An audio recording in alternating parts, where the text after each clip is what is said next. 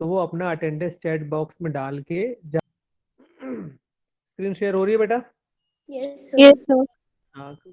तो last class में हम इशू ऑफ डिवेंचर के बारे में डिस्कस कर रहे थे। हमने लास्ट क्वेश्चन जो टर्म्स एंड कंडीशन पे डिस्कस किया था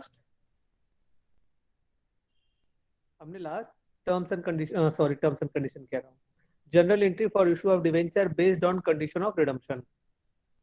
हमें वो जनरल एंट्री करनी है जब हम शेयर को इशू करेंगे तो उसी समय रिडम्पशन किस कंडीशन पे होगा उसे डिस्कस कर लिया जाएगा, यानी वो कॉन्ट्रैक्ट में लिखा होगा उसी समय। तो उस बेसिस पे हमें जनरल एंट्री करनी है। इसकी जरूरत इसलिए पड़ती है क्योंकि जब आप शेयर डिवेंचर इशू करते हैं तो उसका रिडम्पशन की जो कंडीशन होती है उसी समय बता देते हैं किस कंडीशन पे होगा वो।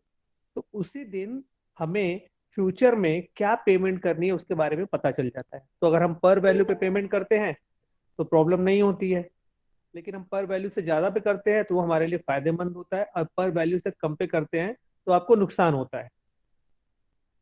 तो हमारा अकाउंटिंग कॉन्सेप्ट कहता है कि अगर आप फ्यूचर में कोई लॉस बियर करने वाले हैं और उसके बारे में आपको पता चल जाता है तो उसका प्रोविजन आपको आज से ही शुरू कर देना चाहिए। तो इसीलिए उस लॉस को हम आज ही रिकॉग्नाइज कर लेते हैं और उसका प्रोविजन करना शुरू कर देते हैं।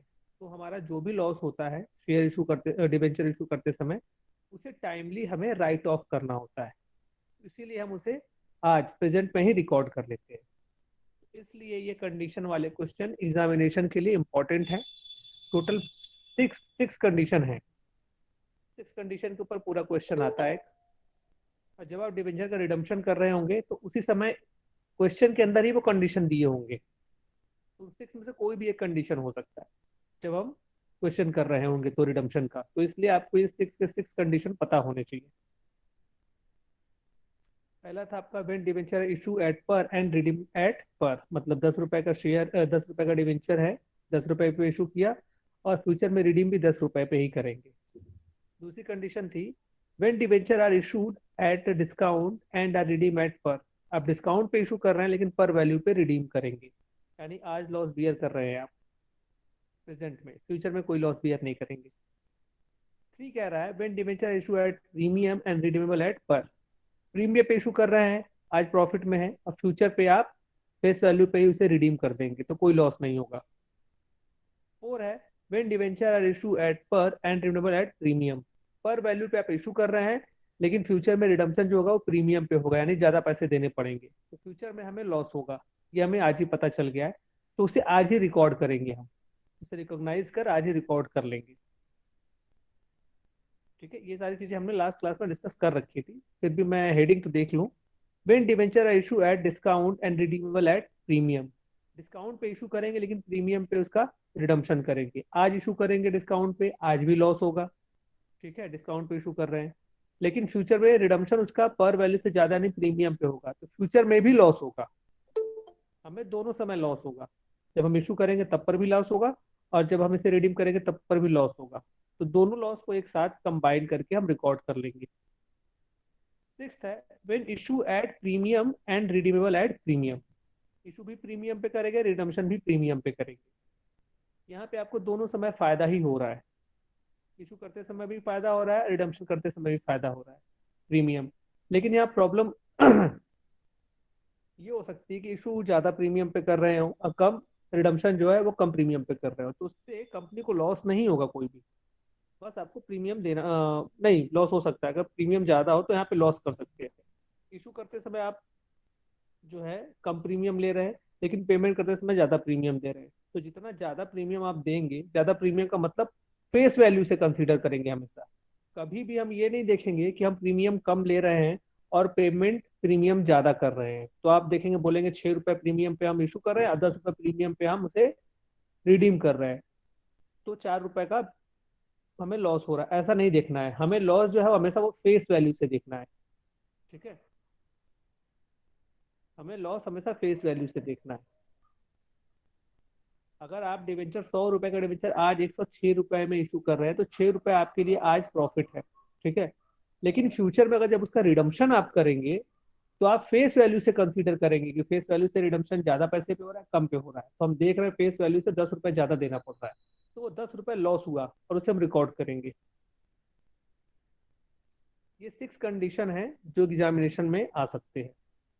और फ्यूचर में जो रिडम्पशन हम पढ़ेंगे डिवेंचर का, उसमें भी इसमें से किसी एक कंडीशन पे क्वेश्चन आता ही आता है, मतलब वो उसमें इंक्लूड रहेगा, क्वेश्चन में ही वो इंक्लूड रहेगा, वो क्वेश्चन में ही इंक्लूड रहेगा।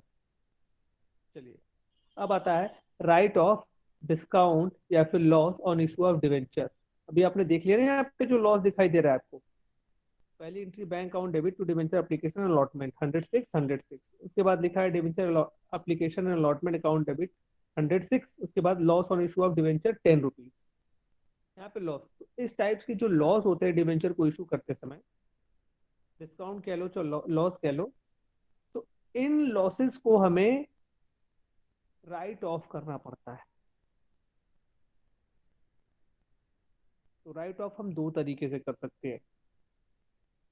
देखो, राइट ऑफ करने का सिंपल तरीका यही होता है कि जितना आपको लॉस हो रहा है उसे आप पीएल से राइट ऑफ करा लीजिए। अगर लॉस हैवी है तो एक बार में हम उसे राइट ऑफ नहीं करा सकते, नहीं तो इससे हमारे वर्किंग कैपिटल के ऊपर इफेक्ट पड़ेगा, कंपनी पे, कंपनी में आउटफ्लो ज्यादा हो जाएगा कैश का। अगर एक बार में ही आपने इसे करा लिया तो प्रॉफिट ही नहीं बचेगा आपके पास। तो कंपनी तो अकाउंट सॉरी, तो इसका प्रोसीजर ये है कि आप प्रॉफिट को हर साल थोड़ा थोड़ा राइट ऑफ कराते चलिए। जैसे डिवेंचर आपने 10 साल के लिए इशू किया और इशू करते समय 10,000 रुपए का लॉस हुआ, तो आपके पास 10 साल है, 10 साल में आप उसे धीरे धीरे राइट ऑफ कर सकते हैं। चलिए, ये तो सिंपल तरीका था, लेकिन डिवेंचर पे जो लॉसेज होते हैं उनको राइट ऑफ करने के दो तरीके हैं। पहला, right of equal amount each year. ठीक है, जो मैंने आपको बताया कि अब 10 साल है हमारे पास, तो हम उसे डिवाइड कर लेते हैं, हम अपने डिस्काउंट को डिवाइड कर लेते हैं। डिवेंचर 10 साल के लिए इशू किए, इशू करते समय 10,000 रुपए का डिस्काउंट दे दिया, डिस्काउंट देते ही 10,000 रुपए का हमारा लॉस हो गया। अब उस लॉस को हमें राइट ऑफ करने के लिए 10 साल मिले हैं, डिवेंचर की लाइफ 10 साल है, तो उसे राइट ऑफ करने के लिए 10 साल मिले हैं। तो 10,000 को 10 साल में डिवाइड कर दो इक्वली, जितना पैसा आए उतना आप उतना आप राइट ऑफ करते रहो। ठीक है, उसे आप धीरे धीरे राइट ऑफ कर दो, इक्वल अमाउंट हर साल हो जाएगा। दूसरा, अब इसका एग्जांपल भी आप देख लीजिए। Debenture of ₹10 lakh are issued at a discount of 6% repairable at the end of 5 years। Then discount जो है आपका देख लीजिए,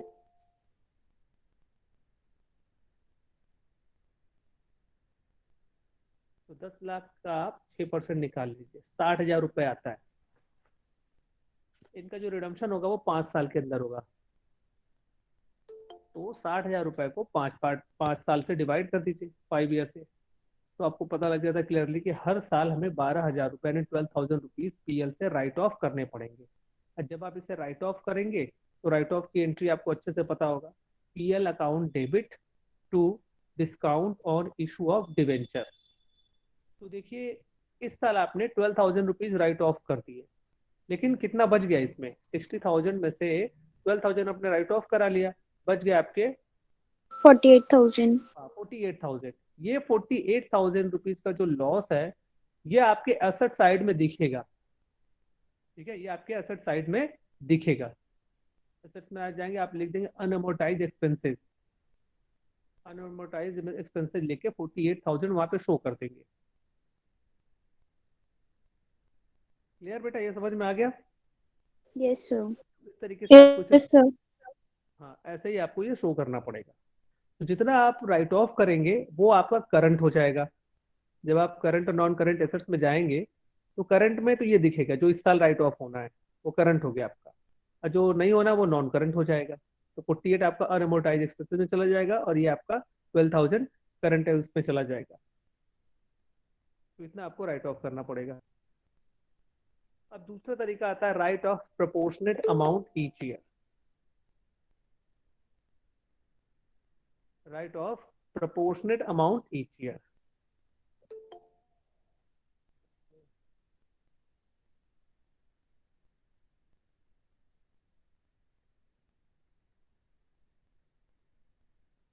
तो दूसरा आपका है right of proportionate amount each year.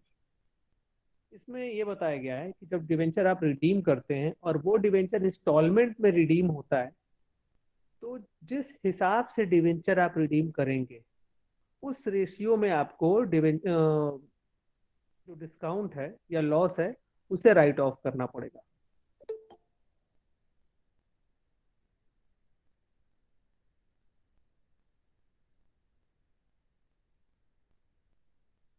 तो जितना, हाँ सॉरी मैं क्या बोल गया आपको एक्सेप्ट करने के चक्कर में। हाँ याद रखेंगे, अगर आपका डिवेंचर इंस्टॉलमेंट में इशू हो, इंस्टॉलमेंट में आप रिडीम कर रहे हैं, तो जितना डिवेंचर आप रिडीम करते समय जितना आप उसे यूटिलाइज करेंगे उस प्रपोर्शन में आप डिस्काउंट या लॉस को राइट ऑफ करेंगे। किसी पर्टिकुलर ईयर में आप जितना डिवेंचर आपके पास है उस साल के लास्ट में आपको पता होगा कि इतना डिवेंचर हमारा रिडीम किया जाएगा, लेकिन रिडम्पशन से पहले वो पूरा पूरा आप यूज कर रहे हैं। जितना आप यूज करेंगे उस प्रपोर्शन में आपको लॉसेस को भी राइट ऑफ करना पड़ेगा। यहाँ पे इक्वल अमाउंट हर साल नहीं जाएगा। हम देखेंगे हम कितने डिवेंचर का अमाउंट यूज कर रहे हैं हर साल, कितना हमारे वो काम आ रहा है। जितना हम उस पर्टिकुलर में यूज करेंगे उसके इक्वलेंट अमाउंट को राइट ऑफ कर देंगे। जैसे डिवेंचर आपने 10,000 रुपए का डिवेंचर आपने इशू कर रखा है, तो उसका 25% फर्स्ट ईयर में आपको रिडीम करना है। तो फर्स्ट ईयर में आप पूरा का पूरा 100 यूज करोगे और लास्ट में जाके 25 रिडीम करोगे। ठीक है, तो इसी प्रपोर्शन में आप डिस्काउंट को राइट ऑफ करते चले जाओगे। चलिए इसका एग्जांपल मैं आपको बताता हूँ कैसे हमें राइट ऑफ करना है। A limited issue 40 lakh 10% debenture of ₹50 each at a discount of 8% on April 2009। ठीक है, 40 लाख के डिबेंचर है आपके, 50 रुपीज ईच, 8% डिस्काउंट पे इशू किया गया है ये। Redeemable in 4 equal installment starting from March 31, 2012। अब यहाँ ये बता रहा है कि आपको इक्वल इंस्टॉलमेंट में पे करना है। Security premium account show a balance of ₹70 lakh. ठीक है, 70 लाख रुपए का पर सिक्योरिटी प्रीमियम है। Compute the amount of discount और loss to be written off and also record the journal entry in the book. अब इस क्वेश्चन में आप दोनों मेथड लगा सकते हैं। तो इसमें बस एनुअल इंस्टॉलमेंट होना है, 4 इंस्टॉलमेंट में हो जाएगा, मतलब 4 साल में हो जाएगा। अगर हम पहला तरीका देखें तो पहला तरीका हमें यह बता रहा था कि इक्वल अमाउंट हर साल हमें राइट ऑफ करना है। तो या 40 लाख है, 50 का एक है। ठीक है, तो अब आप क्या करेंगे, डायरेक्टली 8% निकाल लेंगे, 32 लाख रुपीज आ जाएगा। नहीं, आप निकाल के देख लीजिए कितना आ रहा है 8%। जितना भी आए मैं देखता हूँ कितना आ रहा है। हाँ, 2 करोड़ रुपीज हो जाएगा। Sorry, 40 lakh multiply by 50 equal to 2 crore rupees. 2 crore rupees का 8% निकाल लीजिए, 16 लाख रुपीज आ जाएंगे। Yes, sir. ठीक है, 16 लाख रुपीज आ गए आपके। अगर हम पहले मेथड से करें तो 16 लाख को 4 इक्वल अमाउंट में हम डिवाइड कर देंगे। तो 16 lakh divided by 4 is equal to 4। 40 lakh. हाँ सॉरी, 40 लाख 4 से डिवाइड कर देंगे तो 40 लाख आ जाएगा। 14 लाख आपको, सॉरी 40 लाख कैसे आएगा बेटा? Sir, 40 आ रहा है. 2 करोड़ रुपीज का 8% निकालो, कितना आ रहा है? Sir, 1 crore 60 lakh. 40 lakh rupees के आपके डिवेंचर है, 50 का ईच है। इसको मल्टीप्लाई करेंगे तो कितना आ जाएगा? 20 करोड़ या 2 करोड़? 20 करोड़ रुपीज आएगा ना। Yes, sir. 20 करोड़ रुपीज आ गए। अब 20 करोड़ रुपीज का 8% निकालो, कितना आएगा?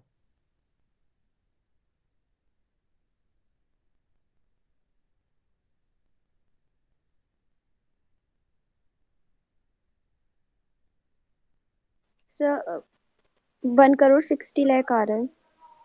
1 करोड़ 60 लाख आ रहा है, तो ठीक है 1 करोड़ 60 लाख ही ले लो।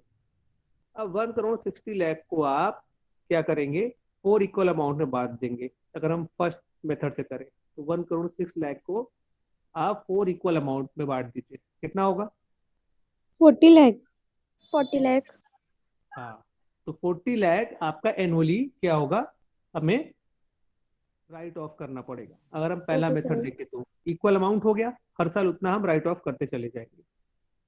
लेकिन दूसरा मेथड ये कहता है कि आप ये जो 20 करोड़ रुपीज आप जो रिडीम करने वाले हैं, इसे आपको इंस्टॉलमेंट में करना है, यानी 1.2 करोड़ हर साल आपको करना है रिडीम। 31 मार्च से स्टार्ट होगा आपका। 2009 में आपने इशू किया था, पहला आप इंस्टॉलमेंट पे करेंगे कब? 31 मार्च 2012 को। तो जब आप इसे यूज करेंगे तो उस दिन देखेंगे कि आपके पास कितने का है, कितने अमाउंट तक का डिवेंचर आप यूज कर रहे हैं। उस रेशियो में वो जो आपने निकाला 8%, उस रेशियो में आपको राइट ऑफ करना पड़ेगा, इक्वल अमाउंट राइट ऑफ नहीं होगा। चलिए देखिए, तो 40 लाख मल्टीप्लाई बाई 50, मैंने लगता है गलत निकाल दिया है, तो आप कैलकुलेशन अपने हिसाब से कर लेंगे, कोई दिक्कत नहीं है। तो 20 करोड़ ही होगा, ऊपर 2 करोड़ रुपए लिख दिया मैंने गलती से, ठीक है। 20 करोड़ होना चाहिए, वहां पे 2 करोड़ रुपए लिखे लिखे। Okay sir. हाँ, उसे आप 20 करोड़ कर लेंगे ऊपर। तो debenture of 5 crore will be redeem every year. तो 20 करोड़ रुपए है आपके डिवेंचर, 4 इंस्टॉलमेंट में आप इसे डिवाइड कर दे तो 5 करोड़ रुपीज के डिवेंचर हर साल रिडीम होंगे। क्लियर? अब हमें डिस्काउंट निकालना है। Yes sir. तो 20 करोड़ रुपीज का आप 8% निकालेंगे तो 1.6 करोड़ रुपीज आ जाएंगे, ठीक है। 1.6 करोड़ रुपीज आ गए हमारे पास। अब अगर हमारे पास कोई भी रिजर्व नहीं होता तो हमें इसे पीएल से सेट ऑफ कराना पड़ता। लेकिन जब मैंने आपको पहले पढ़ाया था तो उसमें आपको बताया था कि अगर हमारे पास रिजर्व अवेलेबल है तो उससे हम सेट ऑफ करा देंगे। सिक्योरिटी प्रीमियम एक ऐसा अकाउंट है जिससे आप अपने लॉसेस को सेट ऑफ करा सकते हैं। फिर सरप्लस होता है आपके पास, फिर जनरल रिजर्व होता है, इन सभी से सेट ऑफ करा सकते हैं। तो फिलहाल अभी हमारे पास 70 लाख रुपीज का प्रीमियम है। तो हमारा जो डिस्काउंट टोटल जो जाएगा वो 1.6 करोड़ रुपीज हमारे पास लॉस हुआ है। पहले से जितना हम कवर कर सकते हैं वो पूरा कवर कर लेते हैं। तो हमारे पास सिक्योरिटी प्रीमियम पहले से पड़ा हुआ है 0.7 करोड़ रुपीज का। 70 लाख मतलब 0.7 करोड़ रुपीज। तो इससे हमने सेट ऑफ करा लिया इसे, तो हमारे पास जो लॉस बचा वो अभी भी लॉस हमारे पास 0.9 करोड़ रुपीज का बचा हुआ है, यानी 90 लाख रुपए का लॉस बचा हुआ है। ये 90 लाख रुपए का जो लॉस है वो पीएल से सेट ऑफ कराया जाएगा। कैसे सेट ऑफ कराएंगे, ये देखिए। अब यहाँ पे रिडम्पशन देखना स्टार्ट करो कब से हो रहा है। हमने डिवेंचर को इशू किया है 2009 में, ठीक है, और रिडम्पशन में स्टार्ट कर देंगे 31 मार्च 2012 में। 31 मार्च 2012 में पहला होगा, 2013 में दूसरा होगा, 2014 में तीसरा होगा और 2015 में चौथा होगा। यानी 15 तक का टाइम है हमारे पास। यस 2009 से सर। स्टार्ट हुआ है और 15 तक का हमारे पास टाइम है। मतलब 9 से लेके 15 तक के अंदर हम उसे रिडीम हम इस डिस्काउंट को राइट ऑफ कर सकते हैं। इस 2009 से लेके 2012 तक हम राइट ऑफ कर सकते हैं। इस साल के लास्ट से पहले वाले 31 मार्च 2009 है, तो ये क्या होगा, 1 अप्रैल 2009 दिया तो ये होगा 31 मार्च 2010 होगा। यानी 31 मार्च 2010 से लेके 15 तक का टाइम है हमें अपने लॉसेस को राइट ऑफ करने के लिए। रिडम्पशन जरूर स्टार्ट हो रहा है 31 मार्च 2012 को, लेकिन हमारे पास रिडीम करने का समय 31 मार्च 2010 से लेके 15 तक का है। मेरी बात समझ में आई आपको? Yes sir. Yes sir.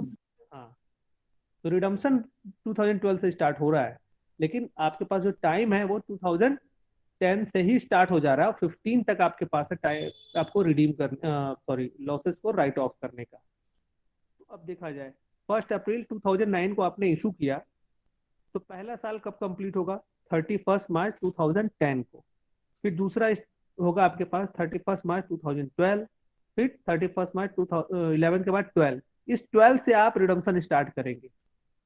2012 को पहला करेंगे, 13 को दूसरा करेंगे, 14 को तीसरा करेंगे और 15 को चौथा करेंगे, ठीक है। यहाँ 4 होगा, तो यहाँ 15 हमारे पास लास्ट डेट है। अब हमें देखना है कि हमारे पास डिवेंचर कितने के थे। जब साल हमारा खत्म हो रहा था, तो 31 मार्च 1 अप्रैल 2009 को आपने इशू किया। जब साल खत्म हुआ 31 मार्च 2010 को, तो उस दिन आपके पास पूरे के पूरे 20 करोड़ रुपीज के डिवेंचर रहे होंगे, क्योंकि कोई रिडम्पशन नहीं किया जा रहा है। क्लियर? Yes sir. हमारा रिडम्पशन जो हो रहा है यस सर। 12 से स्टार्ट हो रहा है। तो 2010 में हमारे पास पूरे 20 करोड़ रुपीज के डिवेंचर रहे होंगे लास्ट में। फिर 11 में आएंगे तो भी हमारे पास 20 करोड़ रुपीज का डिवेंचर रहा होगा, क्योंकि हमने कोई रिडम्पशन नहीं किया है। लेकिन 31 मार्च 2012 को जब हम आते हैं, 31 मार्च को, तो उस दिन भी हमारे पास 20 करोड़ रुपीज का ही डिवेंचर रहा होगा। मतलब पूरे साल तो हमने यूज किया होगा 20 करोड़ को, और लास्ट में आके रिडीम किया होगा ना। मेरी बात क्लियर हो रही है सभी को? Yes sir. यस देखो, सर। 1 अप्रैल को हमने इशू किया है, और 31 मार्च को जब हम आते हैं तो हमारे पास पूरा 20 करोड़ रुपए का था। हमें रिडम्पशन लास्ट डेट पे करना था, लेकिन हमने पैसा तो पूरा साल यूज किया उसे। तो 2010 में हमने कोई रिडम्पशन नहीं किया।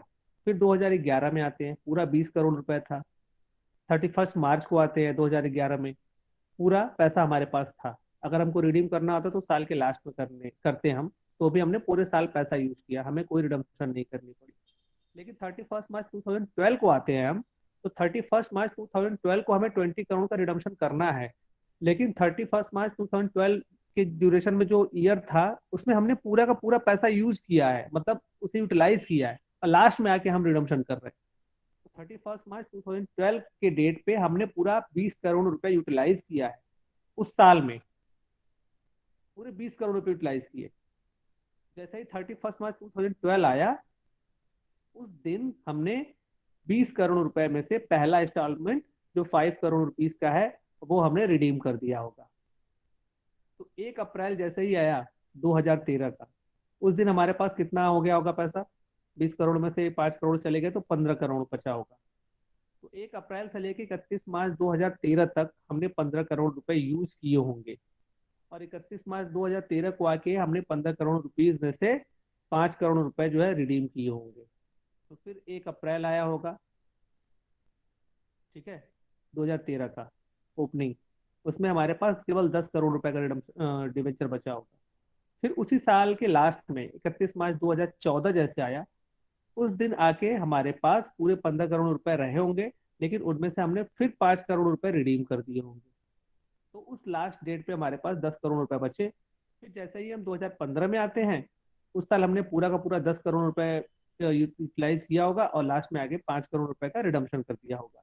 5 करोड़ बचे होंगे, 5 करोड़ का रिडम्पशन कर दिया होगा। ठीक है, ये समझ में आया? फिर से बताऊं मैं? सर सर एक बार रिपीट कर दीजिए प्लीज। चलो बेटा, फिर से हम देखते हैं। अब देखो, 2009 में 1 अप्रैल को आपने डिबेंचर को इशू किया होगा, ठीक है, और यस आपका सर। जो रिडम्पशन स्टार्ट होगा वो 31 मार्च 2012 को स्टार्ट होगा। याद रखना, 2012 में हमको पहला रिडम्पशन करना है। तो 31 मार्च 2010, जब आप ना एक पेन पे, एक कॉपी पे बेटा अगर नोट करते रहोगे तो आपको बहुत इजीली समझ में आएगा। 1 अप्रैल को इशू किया 2009 को, तो पहला साल कब खत्म होगा? 31 मार्च 2010 को।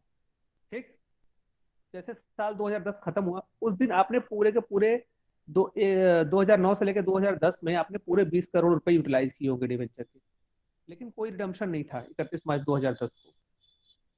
फिर साल आया 31 मार्च 2011 लास्ट, उस समय भी आपने उस साल के अंदर आपने पूरे पूरे 20 करोड़ रुपए का डिवेंचर यूज किया होगा। जो पहले का पड़ा है वो पैसा अभी भी पड़ा होगा, उसे आप मार्केट में यूज कर रहे होंगे जैसे चाहे वैसे। तो उस साल भी कोई रिडम्पशन नहीं किया होगा। फिर आप आए होंगे 2012 में 31 मार्च को, उस पूरे साल के दौरान भी आपने 20 करोड़ रुपए यूज किए होंगे, ठीक है, पूरे यूज किए होंगे।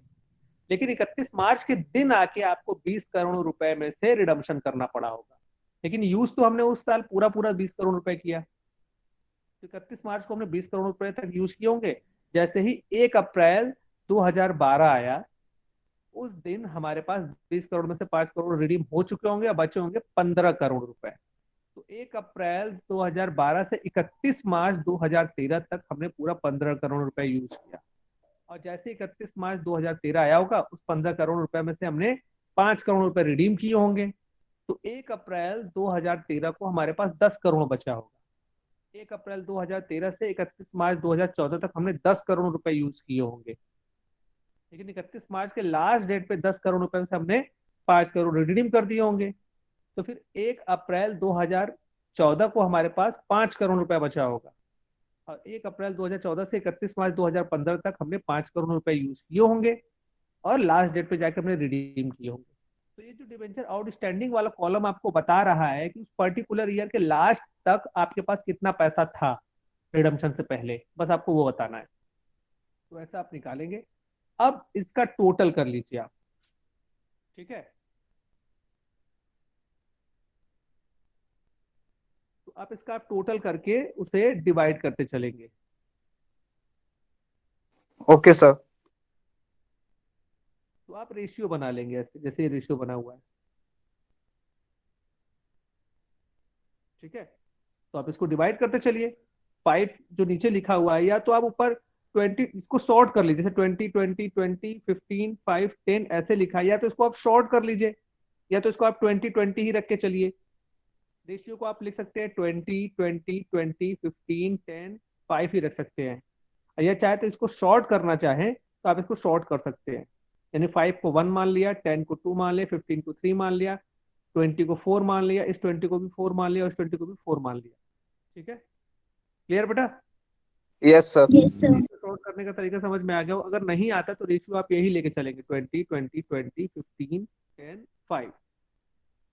इसको भी रेशियो ले सकते हैं आप, और अगर आप इसे शॉर्ट कर ले तो ये 4 4 4 3 2 1 के रेशियो में बन जाएगा। तो ये हमारा रेशियो आ गया।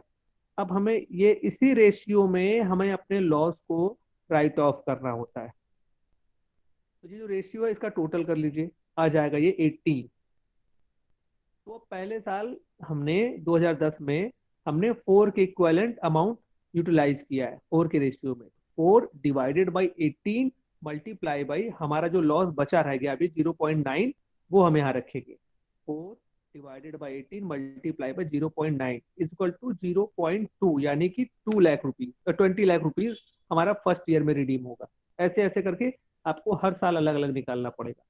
दूसरे साल में भी हम कितना कर रहे हैं, 4/18 मल्टीप्लाई बाई 0.9। तीसरे साल में भी हम 20 करोड़ रुपए यूटिलाइज कर रहे हैं, इसलिए 4/18 मल्टीप्लाई बाई 0.9। तीसरे साल में हमारा रेशियो कम हो रहा है क्योंकि हम कम का डिवेंचर यूटिलाइज कर रहे हैं, तो 3 डिवाइडेड बाई 18 मल्टीप्लाई बाई 0.9।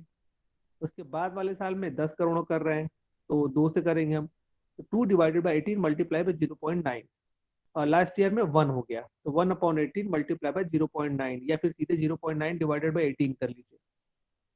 तो ये आपका आ गया टोटल लॉस। अब ये 0.2 0.2 0.2 0.15 0.1 और 0.05 इनका टोटल करोगे तो 0.9 आ जाएगा। 0.9 का मतलब होता है 90 लाख। तो इसको हमें डिवाइड करना था। अब आप यहाँ पे देखिए क्वेश्चन में एक और चीज, अभी तो आपके पास यहाँ पे प्रीमियम था, तो कुछ खर्चे हमने सेट ऑफ करा लिए, मतलब कि 1.6 करोड़ रुपीस का हमारा पूरा लॉस था, उसमें से हमने 0.7 रिकवर कर लिया था। लेकिन अगर ये सिक्योरिटी प्रीमियम नहीं होता तो क्या करते, हम ये पूरा का पूरा पीएल से ही सेट ऑफ कराते, तो पूरा 1.6 करोड़ रुपीस यहाँ पे आता। जैसे 4/18 लिखा है, मल्टीप्लाई बाई 1.6 लिखते हैं हम। अब 1.6 पूरे प्रॉफिट पूरे लॉस को इस रेशियो में डिवाइड करते हैं। अगर आपके पास राइट ऑफ कराने के लिए पहले से कुछ पड़ा हुआ है तो जितना पैसा राइट ऑफ करा सकते हैं उतना राइट ऑफ करा लिया। सिक्योरिटी प्रीमियम हमारे पास पहले से था तो हमने कुछ एक्सपेंस यहाँ से राइट ऑफ करा लिए। लेकिन मान लीजिए कि सिक्योरिटी प्रीमियम नहीं होता तो क्या करते हैं आप, तो पूरा 1.6 ही हमें यहाँ से मल्टीप्लाई करके उसका रेशियो निकालना पड़ता है। जैसे आप यहाँ पे 0.9 से मल्टीप्लाई कर रहे हैं ना, यहाँ पे 1.6 करोड़ रुपीज से करते हैं। अब आप ये मान लीजिए कि आपके पास सिक्योरिटी प्रीमियम 70 लाख रुपीज का था, और साथ ही साथ आपके पास सरप्लस भी होता 30 लाख रुपीज का, तो 1.6 में से 1 करोड़ रुपीज का तो आपका लॉस वहीं से रिकवर हो जाता, बचता केवल 0.6। तो ये 0.6 से आप निकालते सारा मल्टीप्लाई करके। कहने का मतलब ये है कि अगर आपके पास राइट ऑफ कराने के लिए रिजर्व पहले से पड़े हैं तो जितना आपका लॉस हो रहा है वो राइट ऑफ करा लीजिए, बाकी जो बचे वो पीएल से होगा। और अगर ये होता कि जैसे आपको 1.6 करोड़ रुपीस राइट ऑफ कराने हैं और आपके सिक्योरिटी प्रीमियम में 20 करोड़ रुपीस पड़े होते तो ये पूरा का पूरा एक बार में ही राइट ऑफ करा लेते हम, हमें पीएल से निकालने की जरूरत नहीं पड़ती। हमारे पास सिक्योरिटी प्रीमियम में 20 करोड़ रुपीज पड़े हैं, वहां से हमें केवल 1.6 करोड़ निकालने हैं, तो 1.6 करोड़ हम सेट ऑफ करा देते हैं डायरेक्टली, फिर हमें ऐसे नहीं करना पड़ता। और अगर क्वेश्चन में कहता है कि आपको पीएल से ही राइट ऑफ कराना है, तो फिर आप ये भूल जाइए, सिक्योरिटी प्रीमियम भूल जाइए, रिजर्व भूल जाइए, सीधे सीधे आप ऐसे निकालेंगे रेशियो और उसको पीएल से राइट ऑफ कराते चले जाएंगे। तो अब यहाँ इस क्वेश्चन को चाहे तो पूरा पूरा सॉल्व कर सकते हैं। डिवेंचर को इशू करेंगे और इंटरेस्ट पे करते चले जाएंगे। जैसे यहाँ पे डिवेंचर इशू करने की एंट्री हुई है ना, आप 20 करोड़ रुपीज के डिवेंचर इशू करेंगे। आप 20 करोड़ रुपीज के डिवेंचर में आपका 1.6 करोड़ का तो लॉस है, तो बैंक में कितना पैसा आएगा? 18.4। मतलब आप 20 मान के चलिए कि 20 में 1.2 आपका लॉस है, 1.6 लॉस है, तो आएगा 18.4। तो हम लिखेंगे bank account debit to debenture application and allotment account debit 18.4 और 18.4। अब इसे ट्रांसफर कर देंगे डायरेक्टली डिवेंचर में। तो एंट्री करेंगे हम, debenture application allotment account debit 18.4, discount on issue of debenture 1.6 और टू डिवेंचर 20। क्लियर? बात समझ में आई बेटा? Yes sir. इसमें किसी को डाउट है ये कैसे निकाला गया है? चलिए बहुत अच्छी बात है, समझ में आ गई। तो डिवेंचर आपने इशू कर दिया। अब जैसे जैसे आपके पास जो डिस्काउंट आपको राइट ऑफ कराना है, उस डेट पे आप राइट ऑफ कराते चले जाएंगे, जो हमने ये टेबल बनाया हुआ इसके हिसाब से। तो अब सिक्योरिटी प्रीमियम जो आपके पास है 70 लाख, ये किस डेट पे होगा? इसको हम किस डेट पे सेट ऑफ कराएंगे? इसको हम सबसे पहले वाली डेट पे ही सेट ऑफ करा देंगे, क्योंकि उस समय तो हमारे पास 70 लाख का पड़ा ही था। तो पहली बार जब हमें लॉस हुआ, हमें पता चला जितना लॉस हुआ हमें, उस लॉस में 70 लाख उसी समय राइट ऑफ हो जाएगा। तो हमने 1 अप्रैल को इशू किया था 2009 को, ये साल खत्म होता है 31 मार्च 2010 को। इशू करते समय तो आपको डिस्काउंट का लॉस पता चल गया। जैसे 31 मार्च 2010 आया, हमें पता था कि हमारे सिक्योरिटी प्रीमियम में इतना पैसा है, तो हमने 31 मार्च 2010 को ही 70 लाख रुपीज सेट ऑफ करा दिए। और उसके बाद जो बच गया वो इस डेट से होना स्टार्ट हुआ होगा, 2012 से आपका, सॉरी 2011 से ही होना स्टार्ट हो गया होगा। तो 31 मार्च 2010 को आप राइट ऑफ कराएंगे कितना? 70 लाख रुपीज। और फिर 31 मार्च से ही आपका जो आपका लॉस है वो इस रेशियो में पीएल से कटना शुरू हो जाएगा। तो 31 मार्च 2010 को दो चीजें होंगी। एक तो पहला, आप अपने सिक्योरिटी प्रीमियम से 70 लाख रुपीज सेट ऑफ कराओगे, फिर 31 मार्च 2010 को ही आप 0.2 करोड़ रुपीज पीएल से सेट ऑफ कराओगे। तो सिक्योरिटी प्रीमियम से केवल एक बार सेट ऑफ होगा पूरा पूरा पैसा, और उसके बाद से हर साल केवल पीएल से सेट ऑफ होगा। तो 31 मार्च 2010 में आते हैं, सबसे पहले सिक्योरिटी प्रीमियम से हम सेट ऑफ कराएंगे discount on issue of debenture को 0.7 को, 0.7 ये पहला था हमारा। और उसी 31 मार्च को हम पहला अपना डिस्काउंट जो बचा हुआ है उसका पहला इंस्टॉलमेंट राइट ऑफ करेंगे 0.2। देखो यहाँ पे पहली बार 0.2 हुआ है, तो 2012 तक तो 0.2 ही होगा हर साल। तो सेम एंट्री रिपीट होगी आपकी, statement of profit and loss debit 0.2 to discount on issue of debenture 0.2। ये 2012 तक सेम होगा। तो देखिए ऊपर की दो एंट्रियां सेम है। जैसे ही 31 मार्च 2013 आएगा, यहाँ पे आपका 13 में आपका 0.15 होगा, 14 में आपका 0.1 होगा और 2015 में 0.05 होगा। एंट्री वही होगी, statement of profit and loss to discount on issue of debenture. तो इस तरीके से आप हर साल इसे सेट ऑफ कराते चले जाएंगे। चलो बेटा, इसमें से आप किसी को कोई डाउट है तो वो मुझसे पूछ सकता है, किसी को कोई चीज ना समझ में आई हो तो इसे आप सेट ऑफ करा लेंगे सभी? Yes sir. हाँ, अब आपको ये भी क्लियर हो गया होगा कि अगर हमारे पास पहले से रिजर्व है तो जितना रिजर्व से हम सेट ऑफ करा सकते हैं उतना करा लेंगे, बाकी जो बचा वो सब पीएल से सेट ऑफ होता रहेगा। हर साल के जो प्रॉफिट होंगे वहां से हम करते चले जाएंगे। और क्वेश्चन में कोई रिजर्व नहीं है तो सीधे सीधे 1.6 करोड़ रुपीज को हम इस रेशियो में डिवाइड कर देंगे, 444,321। क्लियर बेटा? चलिए बहुत अच्छा। तो आज मैं यही समझा रहा हूँ। तो आज हमारा जो इशू वाला था वो खत्म हो जाता है। कल से हमारा रिडम्पशन स्टार्ट होगा डिवेंचर का। तो उसमें जितने भी 2-3 तरीके हैं रिडम्पशन करने के, वो सारी चीजें हम डिस्कस करते चले जाएंगे। उसमें 2 मेन है, एक सिंकिंग फंड वाला और दूसरा रिडम्पशन ऑफ डिवेंचर और purchasing on debenture from open market. ये 2 मेन इंपॉर्टेंट है, तो वो अब कल से स्टार्ट करेंगे। ठीक है, आज मैं यहीं पे खत्म कर रहा हूँ, इसे कल से स्टार्ट करेंगे। अब इस क्लास में सेक्शन बी और सेक्शन बी दोनों के स्टूडेंट हैं।